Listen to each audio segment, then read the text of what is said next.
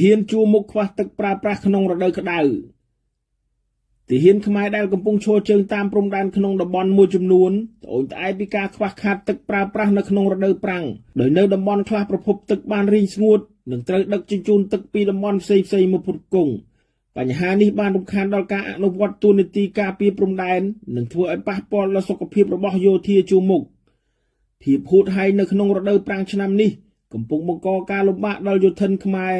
ដែលទើបនឹងឆ្លងកាត់ភ្លើងសង្គ្រាមតាមព្រំដែនដោយសារការខ្វះខាតទឹកសម្រាប់ប្រើប្រាស់និងខ្វះទីជម្រកសម្រាប់ជ្រកធ្វើម្លប់ទាហានខ្មែរម្នាក់ឈរជើងនៅព្រំដែនខេត្តបន្ទាយមានជ័យបានប្រាប់ទូរទស្សន៍អាស៊ីសេរីក្នុងលក្ខខណ្ឌមិនបញ្ចេញឈ្មោះថានៅទីតាំងរបស់លោកកំពុងខ្វះខាតទឹកប្រើប្រាស់បន្ទាប់ពីបឹងនិងប្រឡាយភាគច្រើនរីងខះនិងខ្លះនៅសល់ត្រឹមស្មងជើងលោកបន្តថាចំពោះទឹកសម្រាប់ផឹកមិនសូវជាខ្វះខាតនោះទេដោយសារមានប្រជាពលរដ្ឋផ្ដល់ឲ្យក៏ប៉ុន្តែទឹកសម្រាប់ប្រើប្រាស់ប្រចាំថ្ងៃគឺខ្វះខាតខ្លាំងដោយនៅពេលត្រូវការងូតទឹកឬបោកខោអាវម្ដងកងទ័ពត្រូវដួសសម្រិតទឹកនៅក្នុងប្រឡាយនិងនៅក្នុងថ្លុកថ្នមដើម្បីប្រើប្រាស់ដែលកត្តានេះបានធ្វើឲ្យទាហានមួយចំនួនកើតរមាស់នៅលើស្បែកយោធិនជួមុខរូបនេះបញ្ជាក់បន្ថែមថាក្រៅពីខ្វះខាតទឹកសម្រាប់ប្រើប្រាស់ទាហានជួមុខក៏ជួបបញ្ហាខ្វះខាតកៅស៊ូតង់សម្រាប់ប្រក់ដើម្បីជ្រកម្លប់ផងដែរដោយសារតែកៅស៊ូតង់ភាគច្រើនបានត្រូវអំបែងផ្លងធ្លុះធ្លាយខូចខាតអស់ទៅហើយក្រៅពីខេត្តបន្ទាយមានជ័យនៅក្នុងតំបន់ផ្សេងទៀតក៏ជួបប្រទះបញ្ហាខ្វះខាតទឹកប្រើប្រាស់ដូចគ្នាដែរដូចជានៅតំបន់លើភ្នំនិងក្នុងព្រៃមួយចំនួននៅតំបន់មុំ3ចុងបោកប្រាសាទតាក្របីប្រាសាទតាមាន់ធំនិងជាំតែជាដើមក្នុងនោះទាហានជួមុខខ្លះបាននាំគ្នាជីកអណ្ដូងក្នុងតំបន់ដីថ្មកំបោរដើម្បីយកទឹកប្រើប្រាស់ខណៈនៅតំបន់ខ្លះទៀតក្រុមកងទ័ពបានដួសទឹកនៅក្នុងថ្លុកដែលមានស្លឹកឈើស្អុយរលួយយកមកត្រងដាក់ធុងទៀតផងប្រធានសមាគមគ្រូពេទ្យគុណធម៌កម្ពុជាលោកវិជ្ជបណ្ឌិតអ៊ុចវណ្ណឌីមានប្រសាសន៍ថាការបរិភោគទឹកដែលមានស្លឹកឈើត្រាំស្អុយនិងមានជាតិកំបោរនឹងបណ្ដាលឲ្យកើតជំងឺអាសន្នរោគរាគរូសខូចតម្រងនោមជាដើមហើយប្រសិនបើទឹកមិនស្អាតទាំងនោះត្រូវគេយកទៅប្រើប្រាស់សម្រាប់ងូតក៏បណ្ដាលឲ្យមានជំងឺសើស្បែកផងដែរវិជ្ជបណ្ឌិតរូបនេះណែនាំឲ្យអ្នកប្រើប្រាស់គួរតែធ្វើការចម្រោះនិងដាំឲ្យឆ្អិនជាមុនសិនមុននឹងយកទៅផឹកទាហានម្នាក់ទៀតដែលកំពុងឈរជើងនៅខេត្តព្រះវិហារថ្លែងក្នុងលក្ខខណ្ឌមិនបញ្ចេញឈ្មោះនិងសម្លេងបានរៀបរាប់ថា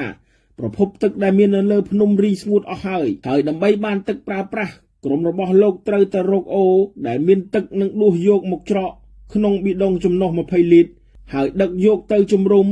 ទាហានរូបនេះបន្តថាចំពោះតំបន់ដែលគ្មានអូឬប្រឡាយសោះនោះក្រុមទាហានត្រូវទៅដឹកទឹកពីខាងក្រៅមកវិញ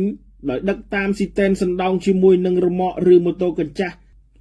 ទូរទស្សន៍អាស៊ីសេរីមិនអាចតាក់ទងណែនាំពាក្យក្រសួងការពារជាតិអ្នកស្រីម៉ាលីសុជាតា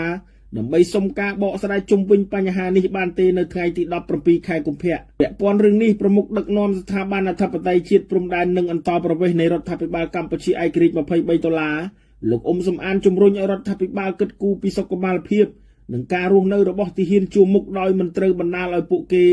ប្រតិបត្តិកាតព្វកិច្ចការពារព្រំដែនដោយខ្វះខាតទាំងជីវភាពនិងឧបករណ៍សម្ភារៈប្រើប្រាស់និងពឹងផ្អែកលើការសុំជំនួយពីសប្បុរសជនទាំងស្រុងនោះឡើយ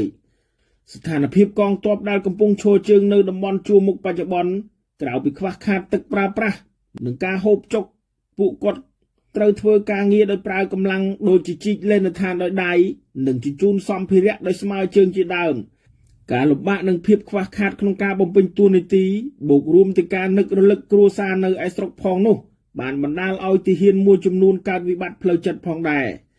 ទោះជាយ៉ាងណាបញ្ហាទាំងអស់នេះត្រូវបានរដ្ឋាភិបាលបិទគប់មិនឲ្យដឹងដល់សាធារណជននោះឡើយដោយសំអាងថាបញ្ហានេះគឺជាការធ្វើឲ្យប៉ះពាល់ដល់ទឹកចិត្តកងទ័ពនិងសន្តិសុខជាតិពាក់ព័ន្ធនឹងបញ្ហាទាហានខ្វះទឹកប្រើប្រាស់នេះដែរថ្មីនេះសាលាដំបងខេត្តឧត្តរមានជ័យបានចោទប្រកាន់និងឃុំខ្លួនអ្នកសារព័ត៌មានអនឡាញម្នាក់គឺលោកលួតសុផលពីបទធ្វើឲ្យខូចទឹកចិត្តកងទ័ពនិងញុះញង់ឲ្យប្រព្រឹត្តបទឧក្រិដ្ឋជាអាតក្រោយពីអ្នកសារព័ត៌មានរូបនេះបានផ្សាយព័ត៌មានចំណងជើងថាអស់សូម្បីតែទឹកកាលពីថ្ងៃទី7ខែកុម្ភៈដែលលោកចង់សម្ដៅដល់ការខ្វះទឹកប្រើប្រាស់របស់កងទ័ពក្នុងពេលកម្ពុជាមានចំនួនព្រំដែនជាមួយនឹងថៃនោះរាយការណ៍ព័ត៌មានដោយខ្ញុំបាទវិជ្ជធនពីរដ្ឋាភិបាលកម្ពុជាឯករាជ្យ$23